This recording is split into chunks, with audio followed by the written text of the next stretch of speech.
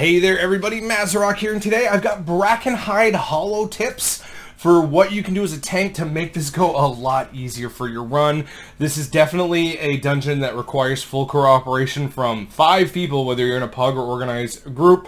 And when some people are getting the mechanics wrong, it can be a little bit more difficult than other dungeons, but if everyone's on the same page, it can go pretty smoothly. Before we do get into it though, please do like, comment, and subscribe. It goes such a long way to helping out the channel. There is a Patreon link down below. I cannot do this without supporters like you. Thank you so much for all the love and support. There's early access content, exclusive content. There's tons of good stuff on that Patreon.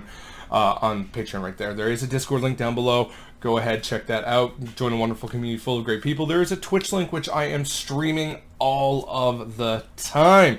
Come by, check that out. And of course, there is some merch for sale. I'm adding new stuff. I've got new stuff in the works. Go on out and check that out as well. All right, Brackenhide Hollow. So when you start the dungeon, you got to fight through the Knoll area and free 5 Tuskar to be able to activate the first boss. Couple of things with this trash that you can do to make life a little bit easier. Obviously, swap to totems whenever they come out. They leave a nasty disease. It can be disease dispelled, but everything kind of escalates once the totem gets out. So if you can, swap the totems. Make life easy. Use your kicks. Obviously, Guardian Druids. You can soothe off the War Scourge's Rage Storm cast and just make it a non-ability for your entire melee, for you and your melee friends. Really, but the Knoll Claw fighters actually do a fixate on one of the players, which isn't the tank, called Vicious Claw Mangle. This is something that not as many pugs have figured out, that you can just stop and stun it and start running away and start random pulling. This is something that's really good to save any of your stuns for, your AoE stuns or anything like that if you have to. This will just stop that cast and get them coming right back to you and just make life a lot easier, really. Ursol's Vortex, Shockwave, Kick Stun, I can never remember the name for it for Brewmaster, sorry. Your Grips, Blinding Sleet, Blinding Light, anything like that that you got. This is a great time to use it. It will just make things go quicker and avoid butt pulls, because this is where things can get really bad with butt pulls. As you get to the first boss, now this is the first boss, this is the pug killer, I've noticed. Now, you don't want to focus one specific mob down, because when they reach a certain percentage, they buff the others, just making it a lot more difficult. So you want to try and get everything down equally, because you don't want some of these abilities getting buffed. Now, the tank healer mechanic here, one of the bosses puts out a blind, which incapacitates you, and then the totem boss puts down a totem, which hexes the healer. So you need to be able to break that. Paladins can just bubble through it. Warriors can Berserker Rage the incap for a short period of time, which is really, really nice. So what you can do is you can Berserker Rage that and then just down the totem as fast as possible. It is absolutely critical that you down the totem as fast as possible, so then that way the healer can be freed and life can be good. The proper way to do this mechanic, if you don't have an immunity for it, is that the DPS immediately have to focus down the totem. The healer gets out, which the healer gets unhexed, which then can unincap you. Other tanks, you can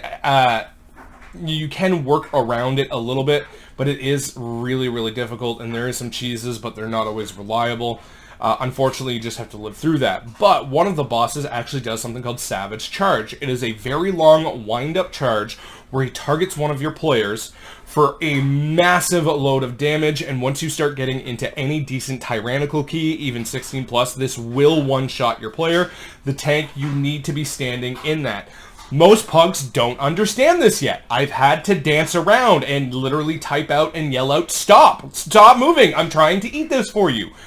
Maybe sometimes if you're playing with someone that just doesn't understand that frequently enough, let them die and then just be like, "Look, the tank's supposed to eat that. I got in the way from it 3 times. You kept running out. You need to stay still." But you're supposed to eat that. After the first boss, go right. Hug right, go all the way up. There's decent trash there, minimal kicks, and good loads of AoE, and you don't have to deal with the gnolls on the left. It does require disease dispels, but there are ways around it, and a good healer that doesn't have a disease dispel can still work their way through it, not a problem. But That right area is where you want to be getting the bulk of your count after the Knoll area. You are going to be getting quite a bit of count from there. There's not a whole lot in comparison to the rest of the dungeon. As for mechanics, it's a lot easier. The trash doesn't have so many mechanics that are kind of like weird and out there. It's simple dispels, simple kicks, good AoE. It's a really good time. When you get to Treemouth, now Treemouth is fun for many reasons. I actually really like this fight, but it is kind of difficult at times if you don't know what you're doing. Now, when he does do his spray to summon the little ooze ads, you want your DPS being close by to the tank so you can get easy aggro. If he's on the other side of the map, if his target is on the other side of the map, he is going to make life more difficult there. If they can just all be there, ready to be AoE down by the boss, life is going to be a lot simpler. He does the Grasping Vine cast where he brings someone in and he eats someone. If he does not eat someone, he gets an enrage for a while, and it really does hurt, and you do not want that happening. So what you kind of have to do is eat the cast. But you can't eat every single one unless you're a paladin, and we'll get to that one in a quick minute. But, so you want to be doing every second one. Try using defensives and things like that. I have used Intervene just for and it has worked pretty well for Warrior. And if someone does get it that's not a Paladin, you can always bop them, but it does leave a debuff that's going to last through every second cast, so you need to be doing that. Now, Paladin, the way I figured out to solo this, is you solely eat the first cast, use a regular defensive, eat the first cast, you're completely fine. When you get the second Grasping Vine cast, get in, and right before he's about to finish the Grasping Vine, pop Bubble. Your old debuff is going to go away, you're going to take no damage, and you're not going to gain a new debuff. And then when the third one comes out, you're completely fresh, you don't have a debuff, you can use another defensive if you want. What I've been doing is Ardent, Bubble, Ardent, and it has worked perfectly fine and has been pretty good, and it has been a lot easier for the DPS to kind of manage that. That's just some good Paladin tech right there. Then you're going to go forward through the dungeon onto the next boss, which is the Knoll boss. I can't remember her name, with the Knolls. Stick right, avoid most of this trash on the way. You have to pull Stink Breath, and there's a couple of Invisies, but if you go up the path to the right after the bridge and hug all that, you get to skip a lot of really crappy trash. Go ahead and do that. When you get to this boss, there's not a whole lot. Try and position the boss in your traps, so then that way, whenever anyone kind of gets the meat tossed on them and the Knolls fixate them, they have an easy avenue to get to kind of root those mobs in there, so then that way just have an easier time. But really, this is kind of a basic burn and boss, tank and spank burn boss. There's not a whole lot to it. Just utilize the traps at your disposal. After that, you can go through and skip most of the next area as well. There's a couple of pulls to do, but they're not too difficult. If you hug to the right, you can grab minimal mobs along your way on that, and it works fairly well. Last boss. All right, now this one here, this is also can be a very difficult one. This is all about tank placement.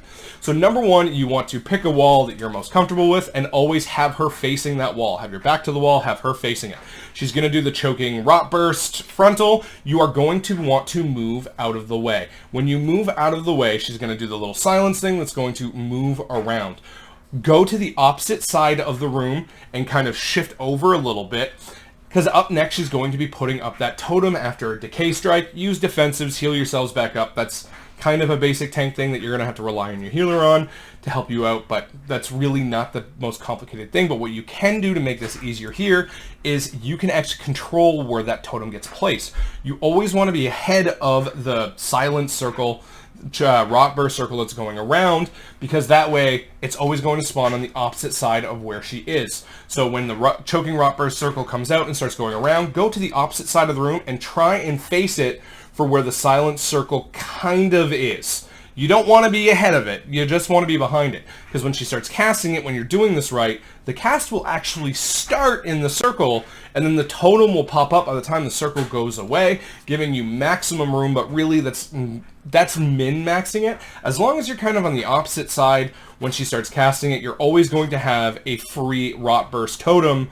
kind of free and clear of that silent circle, because the last thing you want to be doing is making the silent circle, the totem spawn within the silent circle, and none of your melee can go and touch it, which just kind of starts escalating things very poorly. Because you want to be avoiding the rot burst stacks, and that's that kind of stacking debuff that you get for being in the circle, or when the totem cast goes off. When she casts Decaying Strength, she takes all of those rot burst stacks back, and gains a large stacking buff. But as well, while you have that choking rot burst debuff, you also deal less damage. So it's just something that cascades worse and worse the more that this mechanic gets messed up. So that really, as a tank with proper placement, you can actually make this a lot easier on you and your party to have that done. It just requires good movement, proper placement, and you're always going to be able to get everything in the proper placement and the way to go. That is my tips for Brackenhide Hollow. There are probably more coming along the way. Those are the ones that I've learned and I've had a lot of fun and success with. With that, have yourselves a good one, everyone. Happy tanking. Thank you very much for listening. Bye.